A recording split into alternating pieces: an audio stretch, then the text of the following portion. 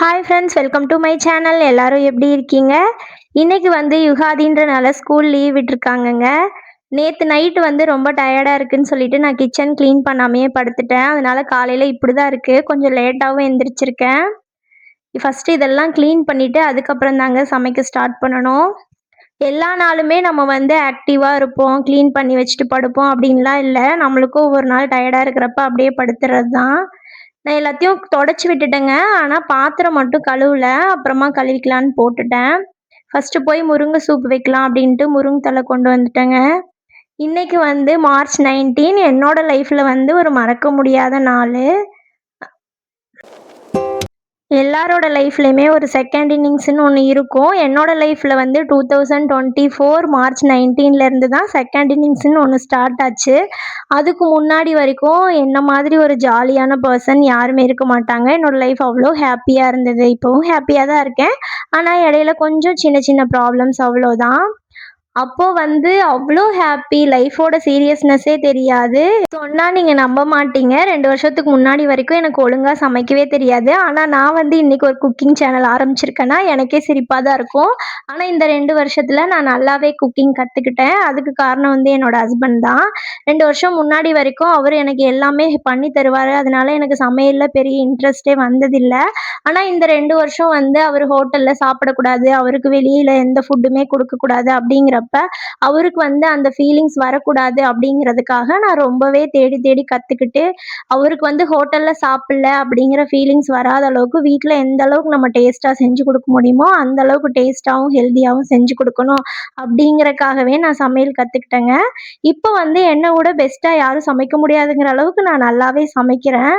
அவருக்குமே வந்து நம்மளால ஹோட்டல்ல சாப்பிட முடியல அப்படிங்கிற ஃபீலிங்ஸ்லாம் இல்ல. அந்த அளவுக்கு நல்லாவே செஞ்சு குடுக்குறேன் நானு. எ ஒரு சாதாரண வயித்து வலி அப்படின்னு ஹாஸ்பிட்டல் போன எங்களுக்கு ஒரு பெரிய இடியே இறக்குன மாதிரி ஒரு பெரிய ப்ராப்ளம் அப்படின்னு சொல்லிட்டாங்க. அதிலிருந்து ரெக்கவர் ஆயி வர்றதுக்கே எங்களுக்கு 1 1/2 வருஷம் ஆச்சுங்க. 1 வருஷம் வந்து 4 செவுத்துக்குள்ளேயே தான் எங்க லைஃப் போச்சு. ஆனா இப்ப வந்து நாங்க அதுலேருந்து மீண்டு வந்துட்டோம். ஆனாலும் அந்த 1 வருஷம் வந்து எங்களுக்கு லைஃப்ல நல்லது, கெட்டது, வாழ்க்கைய இப்படிதான் வாழணும், யார் நல்லவங்க, யார் கெட்டவங்க எல்லாமே சொல்லிக் குடுத்துச்சுங்க. அத விட வந்து நம்மளுக்கு போதும் அப்படிங்கிற ஒரு நிறைவான மனசு வந்து நம்மளுக்கு பெரிய கஷ்டத்துல தாங்க நம்மளுக்கு வரும். நம்மளுக்கு வேண்டுறதெல்லாம் கிடைச்சுக்கிட்டே இருக்கிறப்ப, நம்மளுக்கு வந்து போதுங்கிற மனசே வராது. என்னைக்கு வந்து நம்மளுக்கு லைஃப் இதோட முடிஞ்சு போச்சு அப்படின்னு ஒரு கட்டம் வருதோ, அன்னைக்கு தான் வந்து நம்மளுக்கு போதும், இப்படி இருந்தா போதும், இந்த லைஃப் இருந்தா போதும் அப்படிங்கிற ஒரு நிறைவான மனச வந்து கடவுள் குடுப்பாரு. எங்களுக்கும் அப்படிதாங்க. இப்ப நாங்க ரொம்ப ஹேப்பியா இருக்கோம்.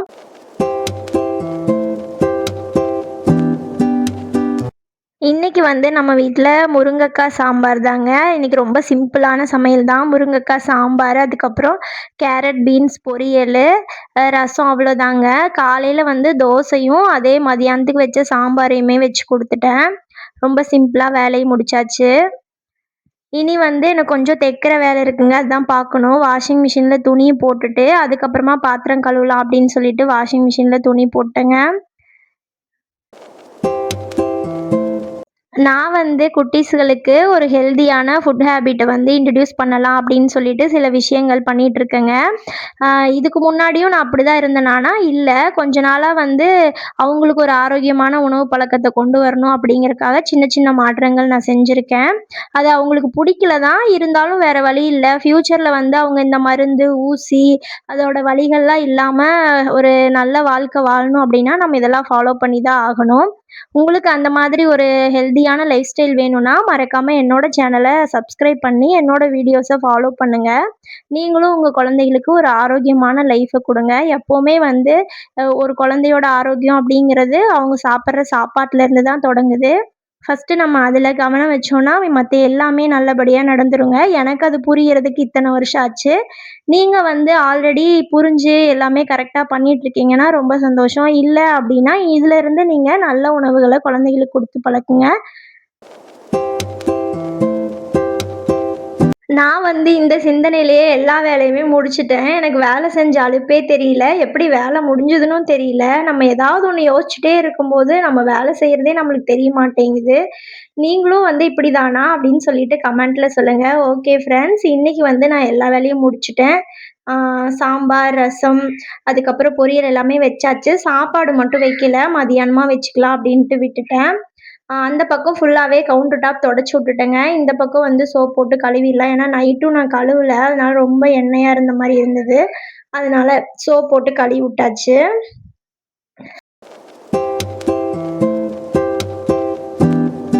இனி வந்து பாத்திரம் கழுவுற வேலை தான் இருக்கு. பாத்திரமும் இன்னைக்கு ரொம்ப அதிகமாலாம் இல்ல. கம்மியா தான் இருக்கு. ரொம்ப சிம்பிளான சமையல் அப்படிங்கிறனால பாத்திரம் வந்து அதிகமா சேரல.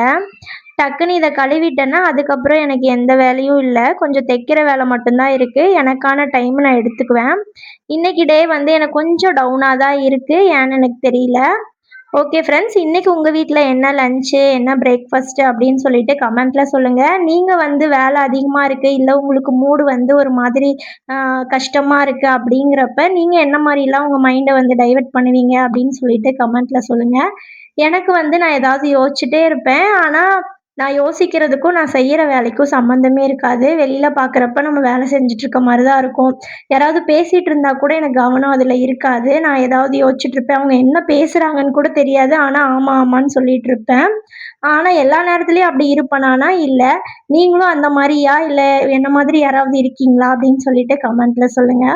Okay friends. Thanks to all. இந்த வீடியோ உங்களுக்கு புடிச்சிருந்ததுன்னா, ஒரு லைக் பண்ணி ஷேர் பண்ணிக்கோங்க. மறக்காம என்னோட சேனல சப்ஸ்கிரைப் பண்ணி எனக்கு சப்போர்ட் பண்ணுங்க.